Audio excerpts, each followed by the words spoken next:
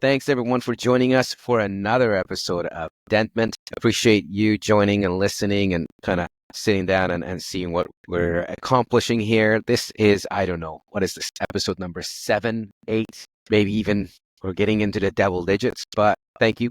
Appreciate you taking the time. First of all, Dr. Milad, Masood, myself, and we have a very special guest, Dina. So without further ado, I actually want to get you to do a quick introduction about yourself, Dina, if you don't mind. Go for it. So, technology, when it gets you, it gets you. My name is Dina Lynch Eisenberg. I am a recovering attorney, a certified organizational ombuds, and I'm happy to explain what that is. I am the CEO of Happy Practice Consulting. We are a conflict management and communication advisory firm for DSOs. The mission is really to help DSOs, in particular the dentist practice partners, the practice leaders, the office managers, the hygienists, learn how to really communicate with each other so that they can collaborate, innovate, and actually serve clients, patients better, because I know that's a concern of everybody. I've been in the field for 30 years, coming up next year, which is kind of amazing to me.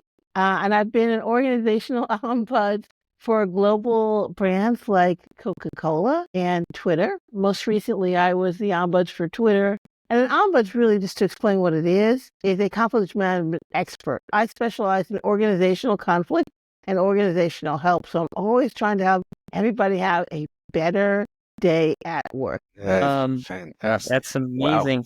Wow. Before we jump onto the questions, I have a very quick question to ask. Why did you choose conflict as a line of work? That's a great question. Harsh? I don't think anybody's ever asked me. I don't honestly think I chose it. I think it chose me based on life circumstances. I was the family mediator like most oldest kids are, and so I kept the peace at home. I learned over the course of elementary and high school what it's like when you can't control conflict, when you're arguing with people and they are really trying to bully and manipulate you, how strong you have to be and have to learn how to communicate and really take the emotion out of it so that you can get out of tight situations. And then, funny enough, when I was in law school, I used to read this great magazine called Travel and Leisure. It was my way to escape the horrors of law school and dream about where I was going to go in the future. And so one day I saw in the magazine an article about ombuds, and it sounded really cool. This was a person who helped people who were having trouble, in this case with their travel, helping them figure out what was the right resource. Was there a law that could help them, giving them some ideas and tips?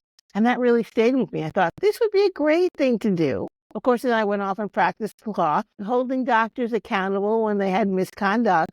But eventually I thought, I love this ombuds thing. And a client that I was consulting with was acquired by a bigger company. And they said, will you be our ombuds? And I said, absolutely, I'd love to. Now, did I connect the two things right away? No, I had no clue. But once I figured out what the role was, I was like, this is it. This is my calling. And I really think it's what I'm meant to be doing now. So I think the profession chose me. Okay, that's great. Are you happy that you're in conflict management?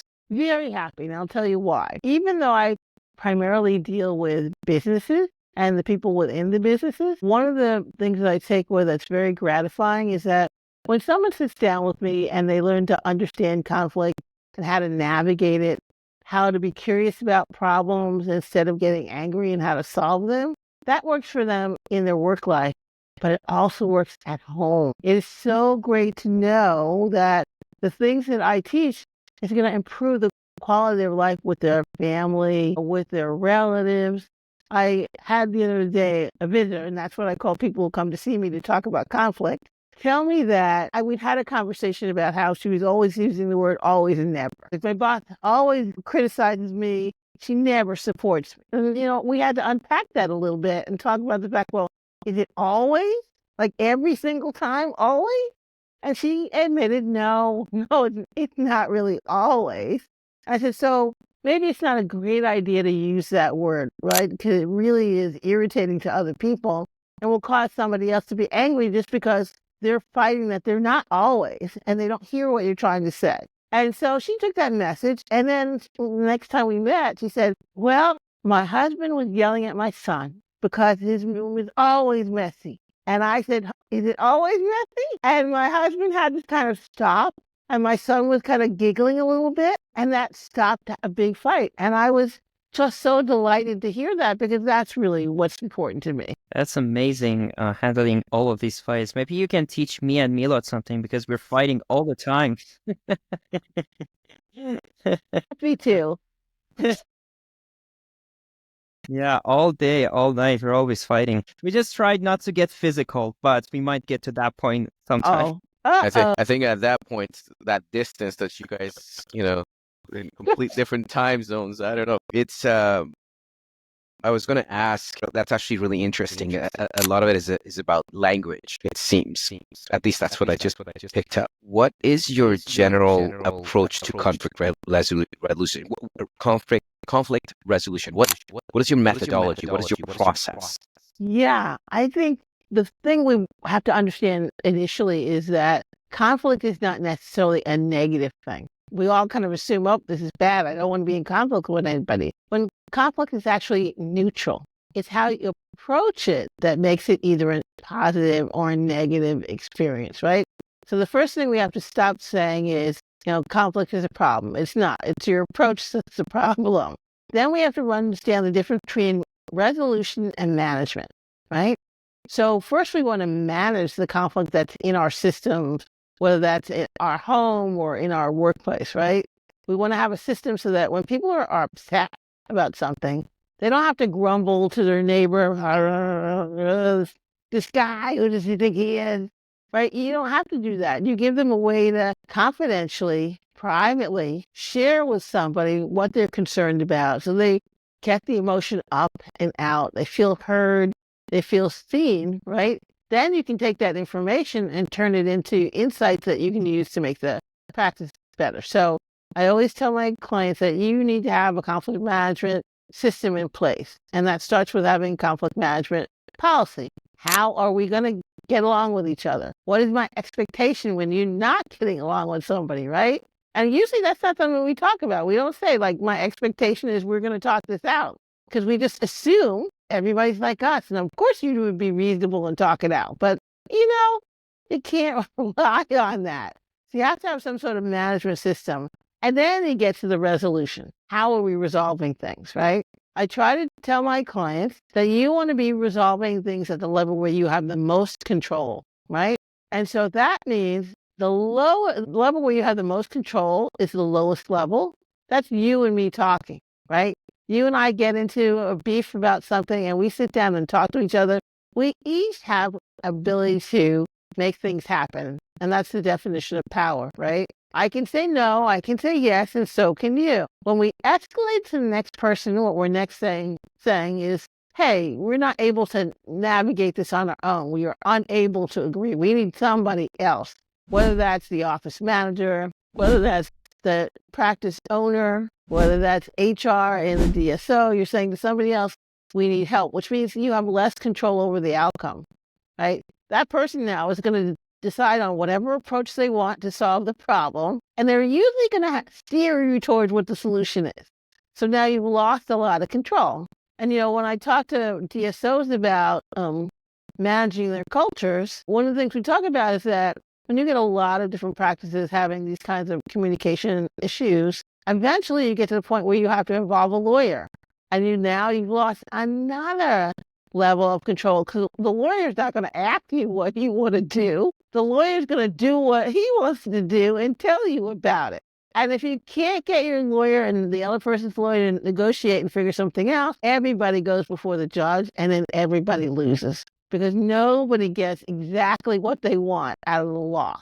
So it's so much easier and less costly on so many different levels if you can learn to resolve conflict at the lowest level, which is just talking to each other. Yeah, absolutely. And I totally agree with the idea of a management system for conflicts, especially because some people fall off the other side of the wall. And, because they are too afraid to have conflicts, they are always too nice that, they avoid saying the things, being honest to other people, that later on results in many big problems. And I think that comes down to the fact that they're simply afraid to speak up, and because they think that if there's a conflict, there's no way around it. And then if it's with their boss, like they're either going to get fired, or if it's with their employee, like the employee is not going to be loyal to the company anymore. Yeah. So they always like avoid that. And one way or another, if they have the conflict, they don't know how to solve it. If they don't have the conflict, it results in a big problem later on. So I think that's a very good point,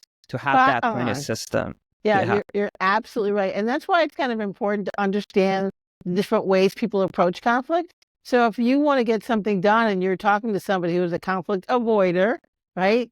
They're afraid you aren't like me anymore. I will be damaged in some way by dealing with this conflict, or I'm just too scared. I don't know what to do. When you run into that kind of person, really what you're trying to do is help them feel safer to speak up, right?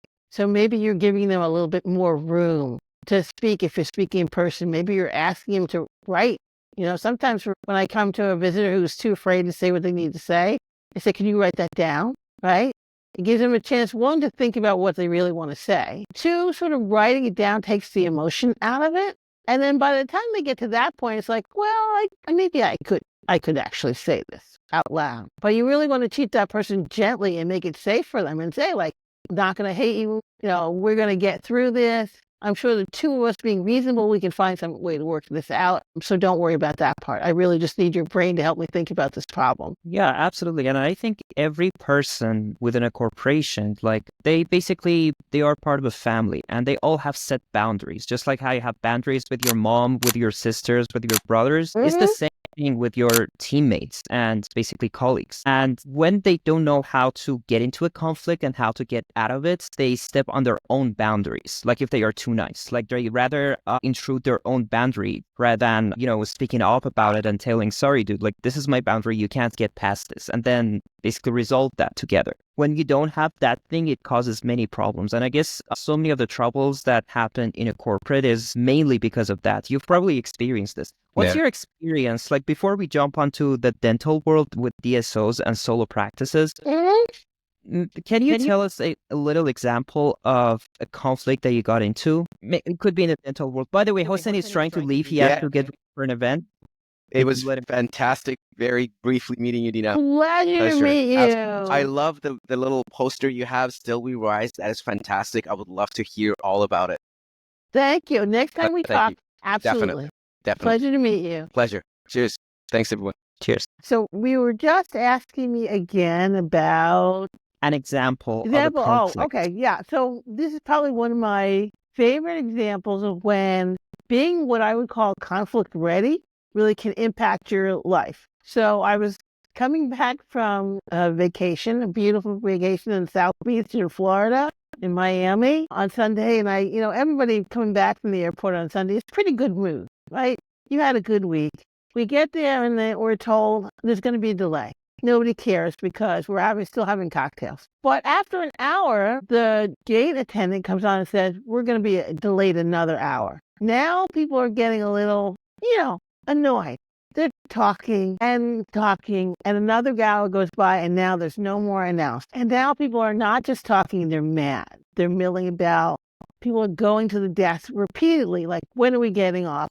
I need you to get me on another plane. Just being so rude and aggressive with the gate agents. And I'm thinking, now, this is when you need to use your emotional intelligence. I look around and I see all these angry people. And this is turning into a bad situation, right? I see that something else could happen. And in fact, the gate agents call to have security come to make sure nothing bad does happen. And everybody's tense. So now I realize, okay, I need to think about what's the best thing that could happen out of this for me and for everybody else. I get online and I watch the gate agents. And these women were fantastic because they're smiling at every person that comes up to them, even though the person is yelling, practically spitting in their face, banging, demanding. They explain, like, we don't have any more information. We would love to give you that. We don't know what's happening. No one, we'll keep you up to date. And that is just not satisfying anybody. So when I get to the desk, I think, what can I do to serve them? Right? Because we're in this crazy conflict. They don't have any control over the airline or the airplane or the pilot.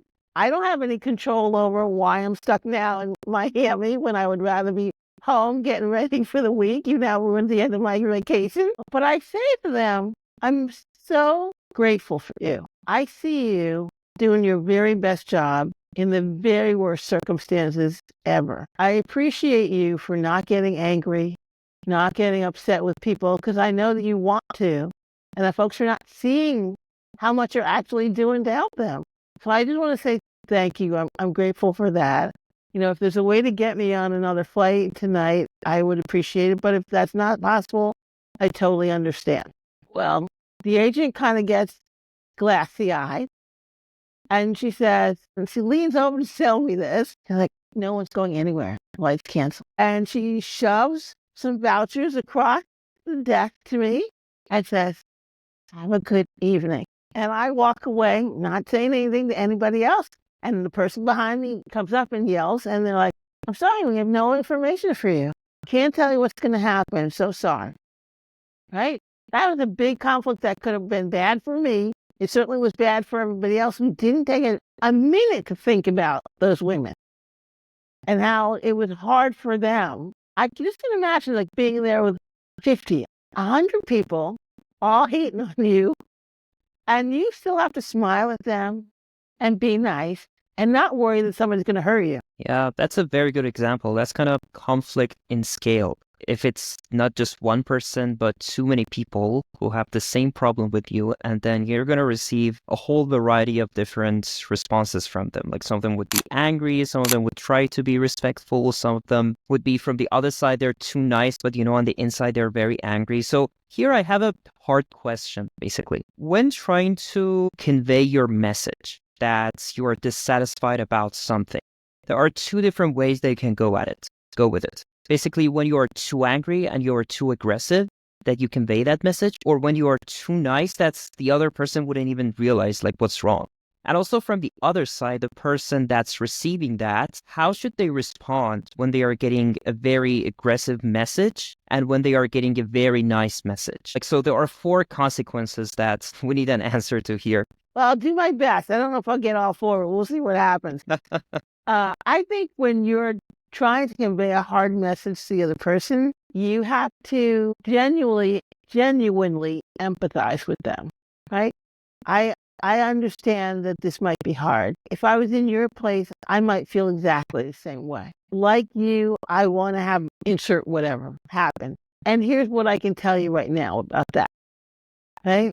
So that I want that person to see, like, I get what's happening for you is not so great. And I want to be as helpful as I possibly can. And I'm going to share as much and be as transparent as I can. Because that's really what people want to know. When it's the other way around, the person is too nice, like I think when you can sense that someone wants something or needs something but is afraid to ask, it's kind of a double-edged sword, right? Because one, you have to respect their decision to not say or not ask, because that's how they're functioning in the world at the moment, because that's where their skill level is at. So you kind of have to respect that. At the same time, I kind of want to give that person some space.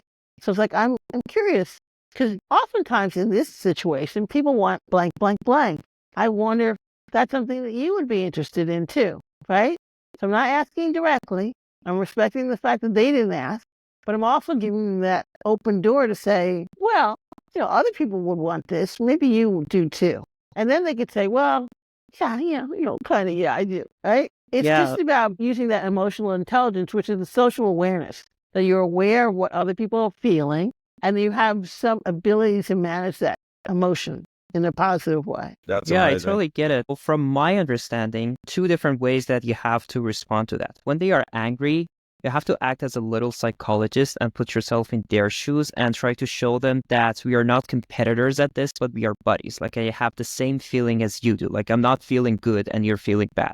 I'm feeling the same way. And then at the same time, try to tell them that just like how I'm feeling bad and you're feeling bad, I'm trying to resolve this. And when it's the other type, that they are too nice, you have to basically respect them. Don't be like, why aren't you saying what you have to say? And just try to be curious and try to ask them the right questions for them to convey the message that they can't do it themselves. That's kind of my understanding. And that's a great tip. That's actually something that I myself, I was struggling with. Like some people, as I said, I've met both two types, and at each time I don't know really how to respond. What's it? Like, Yeah, it's go ahead, Masood. can you hear me? You froze Yeah. for a minute. Oh, sorry. So yeah, I was saying that's something that I was struggling with myself, and I was meeting the two characteristics, like the two types of people, and I really didn't know how I should respond to each. So thank you so much for sharing that. Now getting to the Happy to. Yeah, that's amazing. Getting into the dental world, why do you think DSOs and solo practices should invest in conflict management? And we know that's like staffing issues is the biggest problem in the dental world. Yeah, the retention issue is so key. And sadly, the labor crisis is not going to get any better in the next 5 years. So really, everybody should be thinking, how can I keep the folks I have? And not just, in a way that keeps them in place where they're not happy and they feel like they can't leave, but in a way that they feel like this is a place where I really want to be, that I'm seen, that I'm celebrated, that there's a growth path for me. Somebody is paying attention. Right now, employees are very concerned about personal well-being. There's a stat that says like 65% of employees want to be at an organization that actually cares about them and their well-being, and that the benefits that they get reflect that care, right?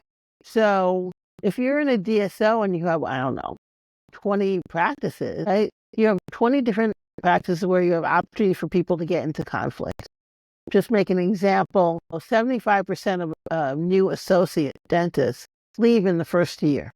And the replacement cost is anywhere between $150 and $200K per dentist. So it's not a little bit of money. And yet you can expect in the DSO that at least one new associate is going to leave. Now multiply that over the 20 practices, that's quite a bit of money that you could actually be saving if you had a mechanism so that associate could say to somebody, hey, I thought it was going to be like this, but when I got here, it was like that. And I'm not certain I can hang around any longer. So can somebody please talk to me about this? But those things happen in one-off conversations. So the practice or the DSO might not know that that's happening over and over and over again. And that's something that they could fix. Whereas if they had like an ombuds person that was central to the DSO that all the practices could use as a resource, they'd have a lot more information about not only the number of associates leaving, but why they're leaving, so that they can adjust things so they can retain those folks and save all that money. It is crazy town to me to think that if I was losing $200K on losing one person, I wouldn't fix that problem. Of course, people should fix that problem. It's crazy not to. Yeah, Miss Dina, this is so amazing that you brought that up. I've been out of dental school for almost close to 2 years now. I kind of went through a few different organizations till I land where I'm at now. And truly, it's mind blowing that you're mentioning it now. And I'm just like, it's so crazy that you don't realize what it takes for you to hire an associate, and then how much it takes. Like, it's a job on its own to retain them. And some organizations just they do such a poor job at that, because they think that when the doctor comes in and the doctor leaves, but it's so crucial to the success of any DSOs and any organization to retain essentially the associate, their staff, because long-term effectively, like you mentioned, especially for the doctor perspective, is you're building relationship with the patient. And if you're there for like 6 months and 8 months and you're leaving, that has such a negative impact on that patient experience as well. So from a perspective of myself, I always felt that, I still get a text from like my old jobs that say, oh man, like the patients miss you. I'm like, well, I was there, but when you realize that you're getting lost in the mix, and then they're losing that associate, essentially the patient is starting to get that. And that negatively impacts how your patient feels too, because the patient comes to you as a dentist, you're building a little bit of a rapport with them. And then all of a sudden they come back for the next cleaning, and then the doctor is gone, and they're like, man, what happened, What happened? That's right. Yeah. The reputational damage is terrible, because dentists work so hard to build up their reputation within the community. We're the right person. We're community-minded. Then on the other side, you're letting the associates and your hygienists go, and it's like, hey, I've been there, twice a year. I didn't see the same people. It's always someone different. I don't want to go there anymore because I never know who I'm going to see. Right? that just tanks the practice. And it's so unnecessary. And I think that associates want mentorship more than anything else now, right? They want to be brought into the practice because, like lawyers, when you leave dental school, you know some stuff, but you don't know how to practice.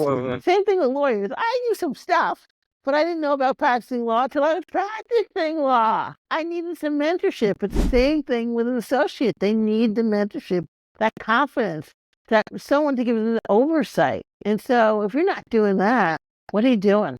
What are you doing? Absolutely. I mean, going to the, next thing, just kind of tying things up, me, myself, sometimes I have some conflict in the workplace. And if I do, sometimes I don't know how to address it or how to kind of figure out the ways that I can address it on my own. So if you're running into that type of conflict in the workplace, like what is your recommendation for people to address it without having to go outside and to the regional manager, to the office manager and all that? So what are your recommendations on that?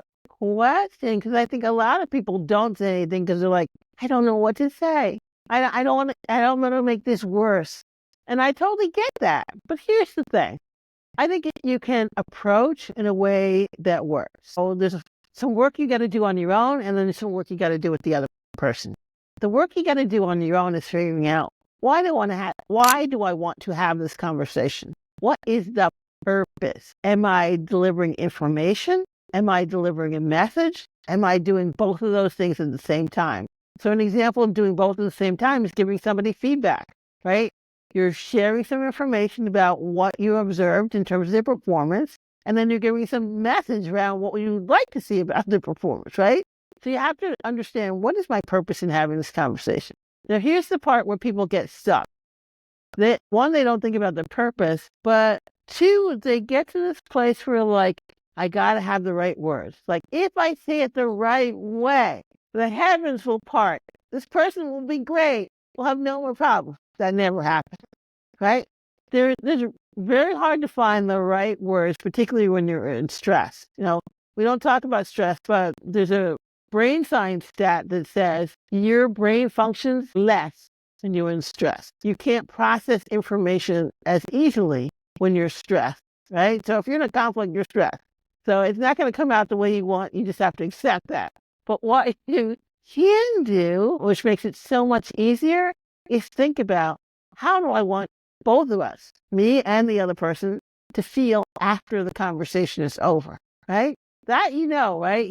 I want to feel relieved. I want to feel like we're back in sync again. I want to feel like there's hope that this problem won't reoccur. When you focus on those words, those emotions, and then try to make the words fit that, you get a better outcome, right? You're less likely to say something damaging when you're trying to say something hopeful, right? So that's all the work that you got to do before you get to the other person. When you get to the other person, oftentimes we say this to people: we have to talk. Those words are so scary, right? I bet your heart leapt a little bit when I said them. Nobody wants to hear we have to talk. So don't start that way. Invite the other person into the conversation. So I might say, I know there's been a little tension between the two of us, and I know that we're going to be able to work this out. So I would like to be able to meet, insert date and time if that works for you. And here's what I'd like for us to do. Just talk about what's most important for you. I'm going to talk about what's most important for me. And then hopefully together we'll figure out something that works for both of us. Is that something you'd be open to doing? Right? So I'm not saying we have to talk. I'm saying I'd like to talk to you, but I'm giving you some space. If you don't want to talk about it, we'll figure something out. But I'm trying to make it inviting. Right? So that you're inviting the person into the conversation, and then keep that energy in the conversation. Be curious. Don't be announcing your agenda from the moment you start. Try to say, like, how do you think we got here? What would you like to see happen? I'm interested in this, and make it something positive that you both want. How can we make that happen? Right? So it's a lot less talking than people think, a lot more listening and problem solving together. Yeah, that's totally. Say it's amazing that you just solved me and Master's this problem, because every time Master want to talk to me, he's like, we need to talk. And I'm like, all right, go. So I guess you're going to stop saying that now. That's right. I have to look for a new strategy. But what I was going to say is I think we have basically learned it that way because when I remember going through school, every time that's like my teacher or anyone that had a conflict with me wanted to talk to me, they were like, I want to see you in my office in the next 5 minutes. Or like, Maso, come here, we have to talk. Like, you know what I mean? And we can translate that to pretty much everywhere. Like so many places, even in the workplace, when your manager is mad at you, like there'd be like, be in my office in the next 2 minutes. We have to talk. So maybe it's this learning is for more leaders to take on, because if they want other people in their team to adopt the same techniques and same strategies for conflict management, then they have to adopt it themselves first so that they can teach that and relay that message to them. Agree totally. And I think that's hard when you're trying to do two things at once, right? You're trying to be an amazing dentist and give quality patient care, which is hard enough in and of itself. Then you're trying to run a business, like the actual cash flow, cash out, what are our goals for the year, what's the profitability? And then you have to lead some people on top of that. That's hard. It's like, hey, when am I going to get a break? And so the one thing that I see leaders let go of is the people leading stuff, right? Because no one teaches you to do that. You experience that from other people, because we've all had managers that were terrible and they taught us a lot of things, right? Largely what we don't want to do. And that's what people remember when they have their own organization. These are the things I don't want to see happen. And then those things happen and they're like, I don't know what to do now. I'm going to just leave that because I got to run the business and actually see my patients. So, things to do. Yeah, the thing is, that basically managers don't like it when you point that out. Like, I have a personal experience on this. Like, before I get to Allo AI, I used to work at 5 different jobs, like along my journey, and I got fired from all 5 of them. And every time there was this moment that, the manager calls me in, we have a talk, and then the manager is always aggressive. He's like, why did you do this? Why did you do that? And I'm like, chill, we can work this out. But they never like it. They're like, no, I don't want to be chill. I want to shout at you. I want to be mad at you right now. Like, you know what I mean? So, yeah. I don't know. You know maybe... why that is? Because that's the experiences they got of managers, right? We all have an idea in our head about what it's like to manage other people. We have to be professional. We have to be disciplined. There has to be distance between us. I have to have authority over you, right?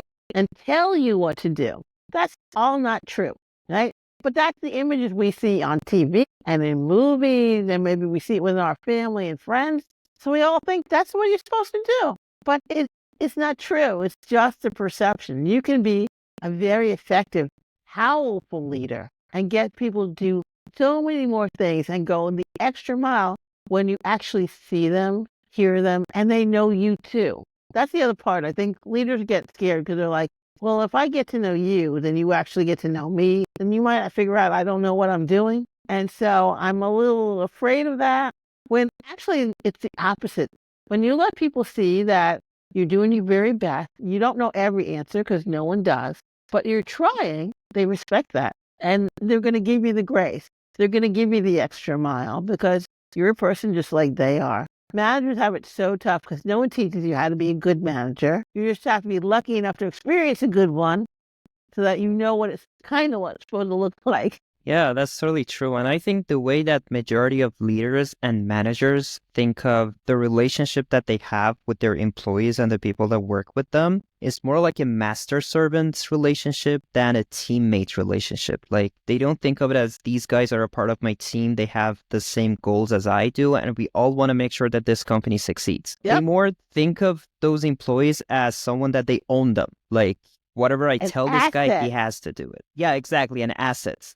So what do you think is the best way to approach a manager when they are treating you like that? Like, it's a learning that the manager is supposed to have, but they don't know how to be a leader at this point when a conflict has happened. How should an employee react at that point? I think if you're an employee who wants to talk to your manager about why you feel like you're being treated differently maybe than others, or than you've experienced in the past, it's the same kind of preparation in terms of what's the purpose of this, how do I want this person to feel. But what's really important to do is sort of frame it as observations, right? It's not like you treat me bad and I don't like it. I've noticed over the past 6 weeks that when I'm doing X, I've noticed you say Y, and that causes me to X, Y, Z, and that really impacts whatever we're trying to achieve. So I want us to understand that better. Can we talk about what you're thinking in those moments? And I'll tell you what I'm thinking in those moments. And maybe, we just have a simple misunderstanding because I really want to be on the same page with you. Right? I see. Basically being very honest with whatever is inside of you and, respectfully learn to respectfully convey that without hiding it inside. Yeah, I think the thing is being honest, but making the observation, right? Because you don't really know what the other person is thinking or feeling, right? So you can only share what you've seen. I notice that you get angry when I leave the door open, and I'm not certain why, and I'd like to know more about that because I don't want you to be angry with me. I want us to have a great working relationship. So if I understand that better, I'm happy to fix things. That's awesome. Yeah, it's a very good So point. the other thing that I wanted to kind of know is when you have, what's the best way that we can kind of mediate a dispute between team members in a high stress environment? Like obviously dental practice is very stressful. Woo! Like you mentioned, you got to deal with, me every day. I'm like, man, I have no more hair to pull. I'm sorry, it's all gone. All right. So the question is, how do we mediate things between people? Yep. Well, I kind of have a unique perspective because I love mediation, but in a business context, it can't be true mediation, right? True mediation, both parties have the ability to say no and walk away. You're not going to say no to your boss and walk away, right? So in a workplace setting, no one really can say no except the boss. So I try not to call it mediation because that gets people confused. So what I do call it is a facilitated discussion. And that's somebody who's going to be the facilitator whose job is to clarify the message that each party's giving to each other, highlight commonality, because sometimes when you're mad, you can't see when you're agreeing with the other person, and then help the parties resolve whatever's happening in the moment, and then create messaging that they can share with the rest of the team, and then create a plan so that whatever they're disagreeing about doesn't happen again. Now, that could be the office manager. It could be the dentist. I like it when it's not somebody who has, trying to think of a good word, impact over someone's performance process, right? If you're the same person who's going to give me my performance review, then you're probably not the person who should actually be facilitating the discussion.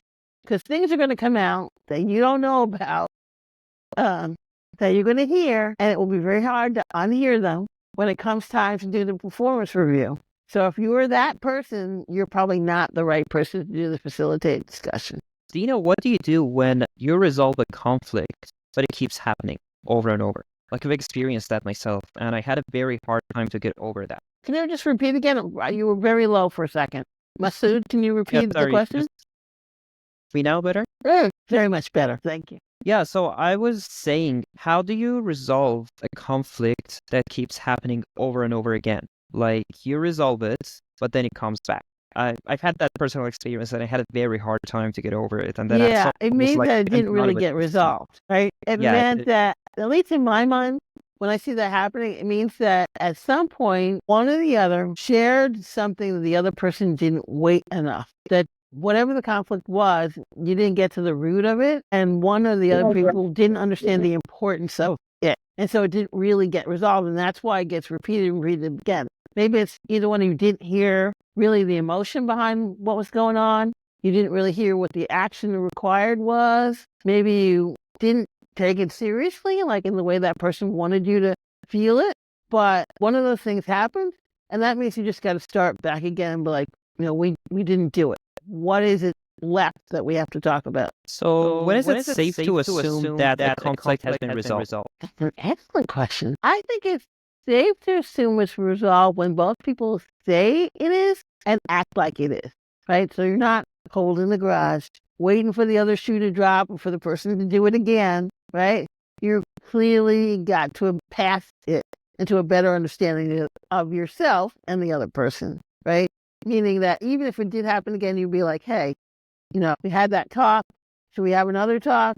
Or do we just forget? Let's pick that up again, whatever we agreed to. Christina, can you also suggest the ways that we can foster better communication, collaboration within our team? Because that's something I deal with every day. So I just want to know how to approach that. Yeah, I think you have to, one, make the communication part of your core beliefs and values, that we are going to communicate with each other honestly, transparently, with kindness, right? So the goal is always to tell somebody whatever you got to tell them with as much love as you can muster. And I know in a business sense, people are like, love?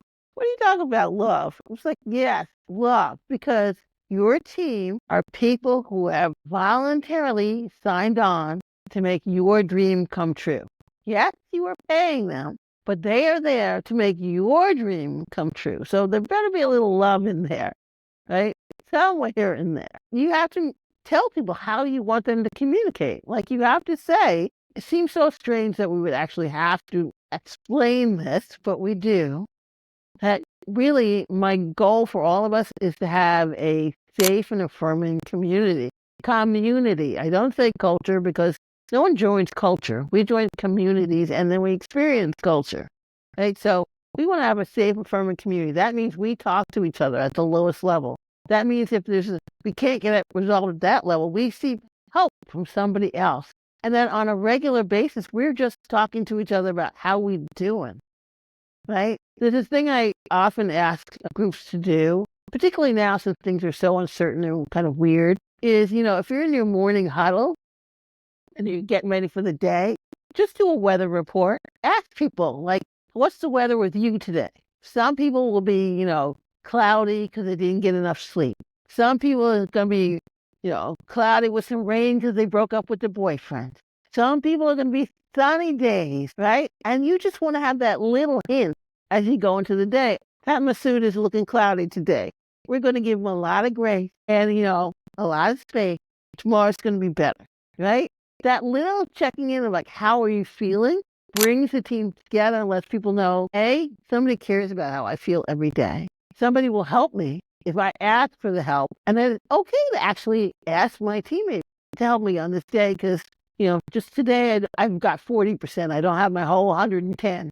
So I need some help, right? Regular communication. I think oftentimes in the practice, the leader will say what the rules are. One, and then you're supposed to remember that forever.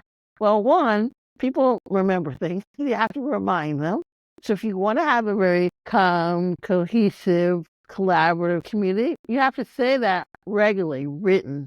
You have to say it verbally. You have to give people the experience of that. So they're like, oh yeah, we get it. That's what we're supposed to be doing here, right? And then you have to regularly plan to talk to each other. So if you're not meeting with people on a regular basis for once, or you're not having quarterly and monthly all-in meetings with everybody to talk about things, you are absolutely missing information that's critical to running the business and keeping your team. Because you can't be everywhere, and not everybody's going to tell you everything unless you ask. Yeah, that's a very good point. So in short, you are saying that whenever you're trying to resolve a conflict and you're on one side of that conflict, you have to check the battery status of that person, whether they're low on battery or like they are high. I love that. Yeah, right. I might start saying that, Masood. The battery status. They only have 2 bars left. Leave them alone. Right. Actually, Milad never checks my battery status. Like, never ask how I'm feeling. So you should be doing that. Yeah. I don't know when at the time I got to plug him into charge. You guys are too much fun. Thank you. Appreciate it. Then, before I let you go, I wanted to just ask one thing. You mentioned about culture.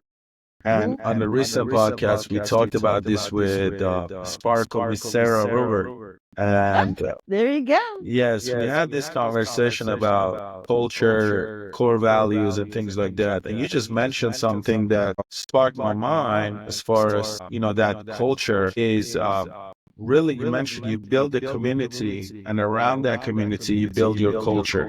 Yeah. So a lot of time we hear they said, build your culture first and then focus on everything else. Yeah. What is your thought on that? I think that's the reverse. And here's my problem with the word culture these days.